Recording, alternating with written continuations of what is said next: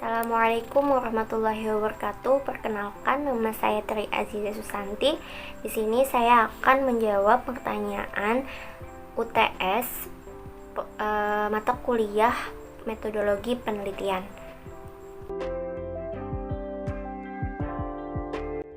Pertanyaan pertama, jelaskan tentang metode penelitian kuantitatif, kualitatif, dan R&D dan jelaskan contohnya. Mengacu kepada Strauss dan Corbin, penelitian kualitatif adalah suatu jenis penelitian yang prosedur penemuan yang dilakukan tidak menggunakan prosedur statistik atau kuantifikasi. Penelitian kualitatif adalah penelitian yang bermaksud untuk memahami fenomena tentang apa yang dialami subjek penelitian, misalnya perilaku, persepsi, motivasi, tindakan, dan lain-lain, secara holistik dan dengan cara deskripsi dalam bentuk kata-kata dan bahasa pada suatu konteks khusus yang alamiah dan dengan memanfaatkan berbagai metode alamiah. Contoh penelitian dengan pendekatan kualitatif misalnya di bidang sosiologi, maka akan mengungkap makna sosial dari fenomena yang diperoleh subjek penelitian. Topik ini biasanya diterima dari partisipan atau responden. Dengan cara ini, peneliti dengan pendekatan ini kemudian berusaha menjawab bagaimana pengalaman sosial budaya manusia terbentuk dan kemudian diberi makna. Nah, contoh judul penelitian kualitatif yaitu analisis peran guru dalam menerapkan manajemen mutu pendidikan, pentingnya keterampilan menulis bagi siswa SD, dan peran orang tua terhadap motivasi belajar anak, dan lain-lain.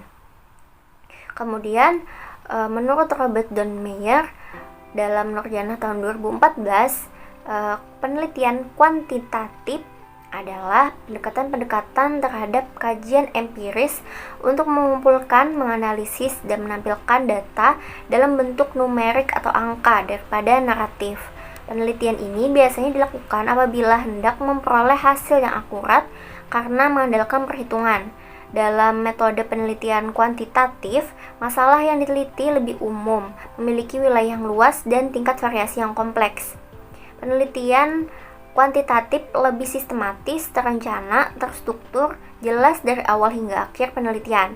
Salah satu ciri penelitian kuantitatif adalah terdapat hubungan antar variabel.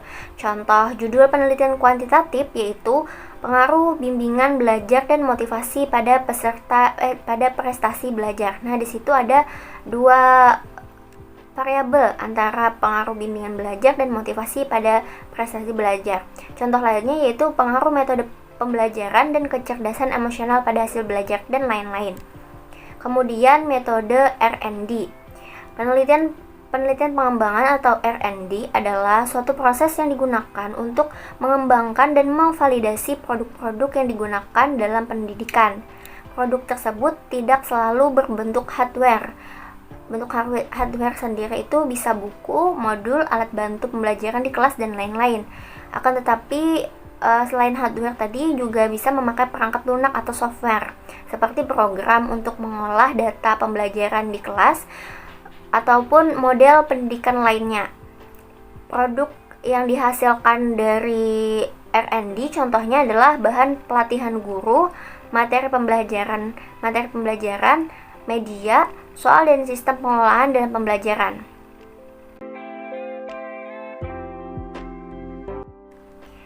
Pertanyaan kedua, jelaskan tentang rumusan masalah, tujuan penelitian, dan hipotesis pada penelitian. Rumusan masalah atau research question atau disebut juga research problem memiliki arti sebuah rumusan yang menanyakan suatu kejadian atau fenomena yang ada, baik itu kedudukan yang mandiri ataupun kejadian atau fenomena yang saling berkaitan antara satu dengan yang lainnya. Masalah yang dipilih haruslah menampilkan researchable, dalam artian bahwa suatu masalah itu dapat diselidiki secara ilmiah, baik itu sebab atau akibat, sampai pentingnya rumusan masalah ini pada sebuah penelitian hingga menjadikan rumusan masalah ini adalah setengah dari penelitian itu sendiri. Perumusan masalah merupakan hal utama yang ditentukan pada saat pertama kali akan dilakukan riset. Menurut Surya Sumantri pada tahun 2003, menyatakan bahwa rumusan masalah merupakan upaya untuk menyatakan secara tersurat pernyataan-pernyataan apa saja yang ingin kita cari jawabannya. Dapat dinyatakan bahwa perumusan masalah merupakan pernyataan spesifik mengenai ruang lingkup masalah yang akan diteliti. Rumusan masalah adalah pertanyaan-pertanyaan mengenai masalah sebuah hal atau kejadian yang berbentuk kalimat tanya yang sederhana, singkat, padat, dan jelas. Rumusan masalah mempertanyakan beberapa hal yang berkaitan dengan suatu penelitian, di mana nantinya jawaban dari penelitian inilah yang akan menjadi hasil penelitian itu. Kemudian tujuan penelitian. Tujuan merupakan hasil yang ingin dicapai dalam penelitian. Tujuan ini merupakan hal yang sangat pokok dan mendasari sebuah penelitian karena seseorang melakukan penelitian itu untuk memenuhi rasa ingin tahunya. Rasa ingin tahu ini melahirkan tujuan yang ingin dicapai. Tujuan dalam penelitian dilakukan secara sistematis. Nah, merumuskan tujuan penelitian itu yang pertama harus relevan dengan masalah dan sejalan dengan judul serta sesuai dengan hasil penelitian. Maksud pernyataan yang terakhir ini ialah apa yang jadi tujuan, hasilnya itulah yang didapat atau diperoleh. Kemudian merumuskan penelitian itu juga dirumuskan dan dinyatakan secara jelas dan tegas, lalu operasionalnya diangkat dari hubungan antar variabel. Kemudian, hipotesis penelitian. Menurut MC Guigan dalam Magiran tahun 2010 menyatakan bahwa hipotesis adalah pernyataan yang dapat diuji mengenai hubungan potensial antara dua atau lebih variabel. Menurut Sugiono, hipotesis merupakan jawaban sementara terhadap rumusan masalah penelitian, di mana rumusan masalah penelitian telah dinyatakan dalam bentuk kalimat pertanyaan. Dikatakan sementara karena jawaban yang diberikan baru didasarkan pada teori yang relevan, belum didasarkan pada fakta-fakta empiris yang diperoleh melalui pengumpulan data. Jadi, hipotesis yang dapat dinyatakan sebagai jawaban teoritis terhadap rumusan masalah penelitian belum menjawab empirik dengan data. Pertanyaan ketiga, jelaskan tahapan-tahapan pada proses analisis data. Langkah-langkah yang harus diperhatikan dalam teknik analisis data ialah yang pertama, pengolahan data. Langkah pertama adalah teknik analisis data ialah pengolahan data. Tahap pengolahan data ialah ketika data-data sudah terkumpul, pengolahan data bertujuan untuk menyelesaikan atau memfokuskan data dengan permasalahan penelitian, sehingga data-data tersebut tidak menyebar. Tahap pengolahan data ada 3, yaitu penyuntingan, pengkodean, dan tabulasi. Lalu tahap yang kedua yaitu penganalisisan data. Langkah kedua pada analisis data ialah penganalisisan data. Tahap penganalisisan data ialah tahap kedua setelah data-data penelitian sudah diolah, disajikan dan disusun secara sistematis. Tujuan dari penganalisisan data dilakukan untuk menyederhanakan, mengklasifikasikan, untuk memudahkan data tersebut ditafsirkan. Pada penelitian kuantitatif, data-data disusun dengan bentuk angka-angka statistik, sedangkan penelitian kualitatif, data-data tersebut dinyatakan dengan simbol-simbol atau kata-kata. Lalu langkah yang ketiga, yaitu penafsiran hasil analisis. Nah, langkah terakhir pada analisis data ialah penafsiran. Penafsiran hasil penelitian ini dilakukan untuk menafsirkan data-data yang telah disusun, diolah, dan disajikan menjadi simpulan yang bisa dipahami oleh pembaca. Penarikan simpulan pada penelitian ini ialah dengan cara menyesuaikan antara hipotesis dengan hasil penelitian yang telah ditemukan, apakah sesuai atau tidak, dan sebagainya. Hal yang terpenting untuk dipahami oleh peneliti ialah penarikan simpulan pada hasil penelitian bersifat objektif dan berdasarkan data-data yang valid. Selain itu, bahasa dan pembahasan yang digunakan tidak bertele-tele sehingga pembaca tidak susah untuk memahaminya. Nah, kemudian selain langkah-langkah yang 3 di atas itu ada teknik analisis data interaktif oleh Miles dan Huberman. Nah, Miles dan Huberman dalam Rohamdi dan Nasution tahun 2015 memaparkan bahwa teknik analisis data interaktif ialah teknik analisis data yang terdiri dari 4 komponen proses analisis. Itu yang pertama, pengumpulan data. Pengumpulan data digunakan untuk mengumpulkan data-data atau fakta-fakta yang digunakan untuk bahan penelitian. Contoh teknik pengumpulan data yaitu bisa observasi, wawancara mendalam, dan analisis dokumen. Lalu yang kedua yaitu reduksi data. Nah, reduksi data merupakan bentuk analisis yang menajamkan, menggolongkan, mengarahkan, membuang yang tidak perlu, dan mengorganisasi data dengan cara sedemikian rupa sehingga dapat ditarik kesimpulan akhir. Lalu yang ketiga, penyajian data. Penyajian data ialah kegiatan ketika sekumpulan informasi disusun sehingga memberikan kemungkinan adanya penarikan simpulan dan pengambilan tindakan. Yang keempat yaitu penarikan simpulan.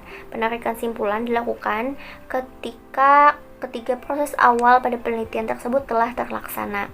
Ketika data sudah disajikan dengan fokus pada permasalahan, maka akhirnya adalah untuk menarik kesimpulan mengenai hasil penelitian data tersebut.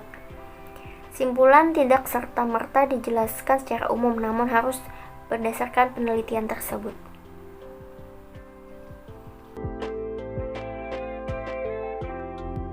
Pertanyaan keempat yaitu jelaskan beberapa penyebab proposal penelitian ditolak.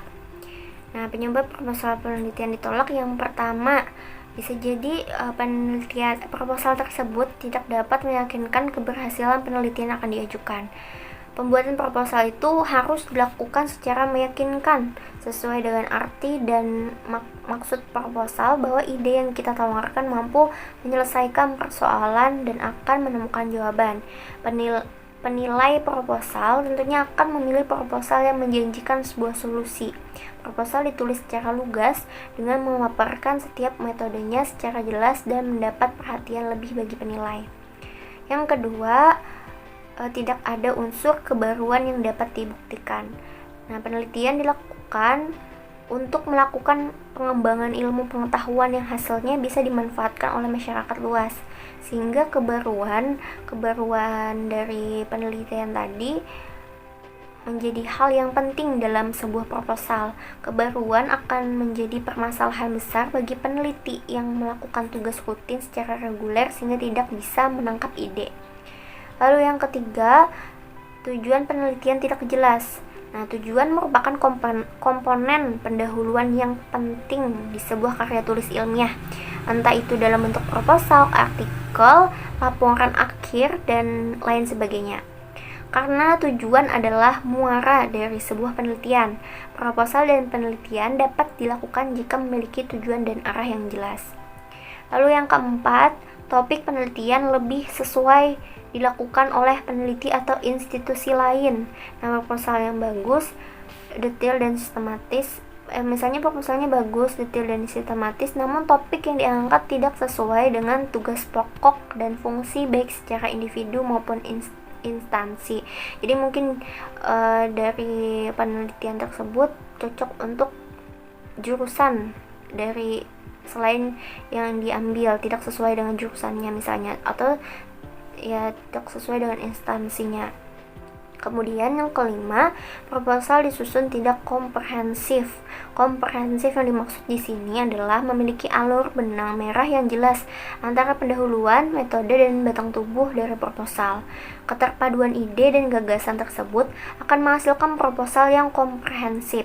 Jika terdapat 3 tujuan di pendahuluan tetapi hanya ada 2 kesimpulan yang diharapkan pada bab terakhir dan ditambahi dengan penjelasan di luar topik permasalahan, tentunya komprehensif dari proposal tersebut akan dipertanyakan.